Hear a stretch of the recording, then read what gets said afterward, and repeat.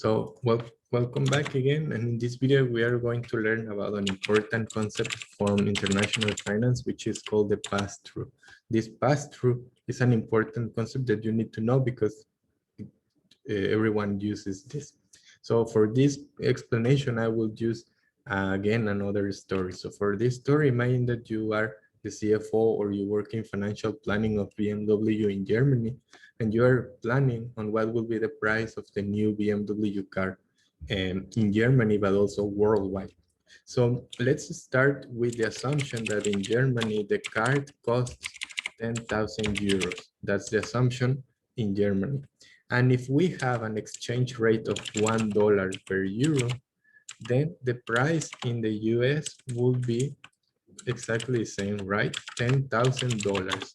Why is this the same? Because the exchange rate is $1 per euro. So we can convert by multiplying, right? So we can cancel euros. We have euros at the bottom. But imagine that maybe this was in November, you were planning on the price and you were happy with this. People on production were happy, people on finance were happy, people from marketing in the US were happy with $10,000. But imagine that in February, this number changes. So instead of 1, it changes to 1.1. So let me copy this and I will show you the effect of what can happen. If the exchange rate is 1.1, then something bad happens. Instead of costing $10,000, it costs $11,000, right? That's quite bad for the marketing team in the US. Why? Because it's possible that maybe at $10,000, people in the US, the marketing team from BMW in the US, they say like people will be okay if they buy the BMW, if they pay $10,000 because it's competitive with local firms like Ford or GM, right? But if the price changes to 11,000, then that can be bad from the marketing perspective because the local car won't change its price because it's costed in dollars. So maybe they can buy a Ford car for 10,000 and this can be bad. But it is possible that BMW can say, you know what, I don't care. I don't care if that's what happens. So I don't care, sell it at $11,000. If that is the case, we will call to this strategy the no change strategy, right? Why is this no change strategy? Because I don't care about what happens with the exchange rate. I don't care that there was a difference from what I planned to what actually happened. I don't care. This is called no change, right? So in this strategy where there is no change, we can take this strategy, right? Or we can take the opposite strategy. We can change everything. And let me do the same exercise, but with a different perspective. If we change drastically and instead of saying I won't change the price, I want to sell it at 10,000 euros, and if I convert 10,000 euros, it gives me $11,000 and I don't care. You can do the opposite. You can say, I will change whatever is necessary to sell it at 10,000. And maybe at 10,000, people in the US will say like, okay, 10,000, it's fine.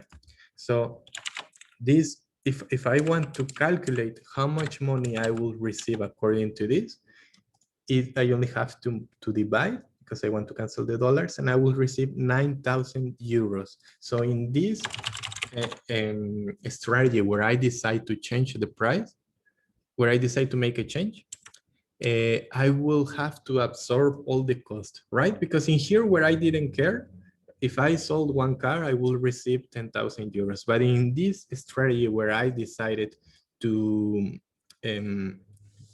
keep the promise of $10,000, I am punished with less income, and that can be bad from the financial perspective. So finally, the last thing that I can do, and this is what usually happens, is that instead of going too much to a total change or not doing anything, I can be in a middle point, right? This is the last strategy. In a midpoint strategy, we can say like, let's go in a middle point. if it will cost 11,000 and the original plan was 10,000, let's sell it at 10,500, and then the effect is not that high, right? Like, of course, I'm still sacrificing income, but maybe in here I have a balance, right, between the two things. Now let's analyze each strategy. The first no change strategy is possible only if people don't care about the price, right? So maybe this an example of this can be luxury goods, right? For example, if you want to buy a very expensive bag, like maybe from Louis Vuitton or something like that, Gucci or whatever, it will probably cost the same in Mexico than in France or in the US or in China. Why? Because people who buy a luxury good don't care about the price.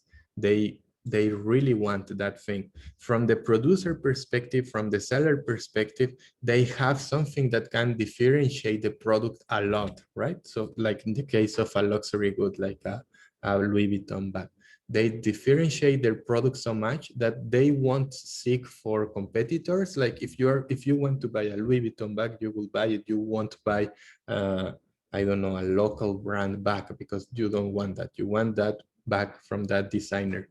So in here, maybe an example of that can be like that, no? Louis Vuitton bag. That's a good example. Then we have the opposite. What happens when people would prefer to go with a competitor, with a local competitor, even if the price changes for 1%? I think the best example, it's a commodity.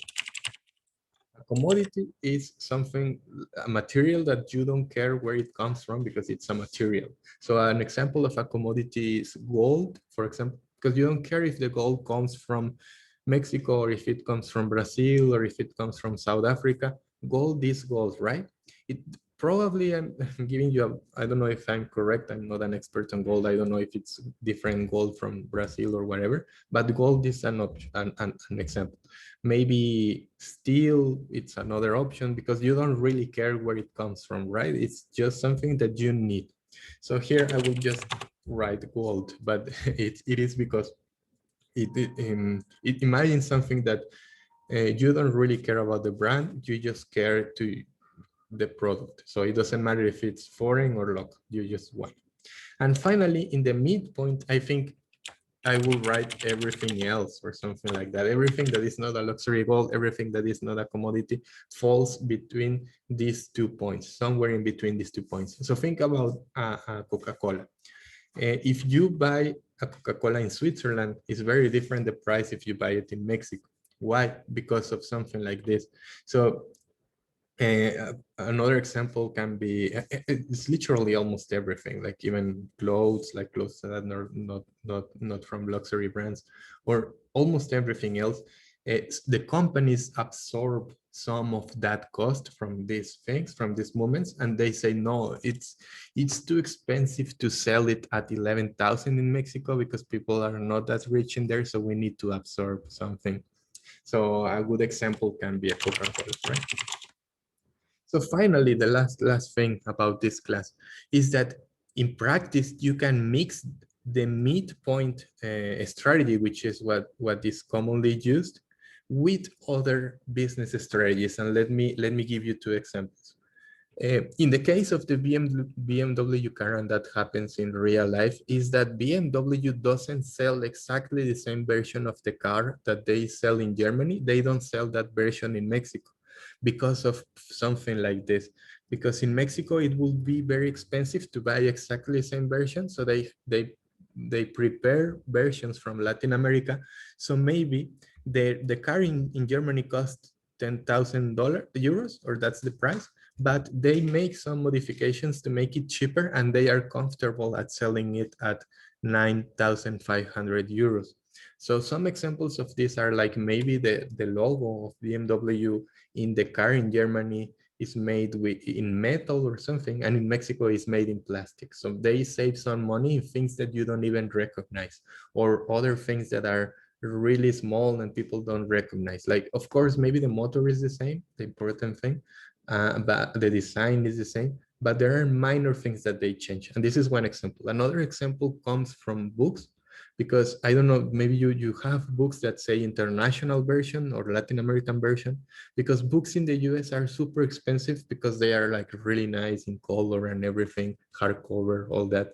And they cost maybe $300. And if they want to convert that to Mexico, it will be super expensive. So they make a cheaper version of that book. Everything is blue or black and white, I don't know.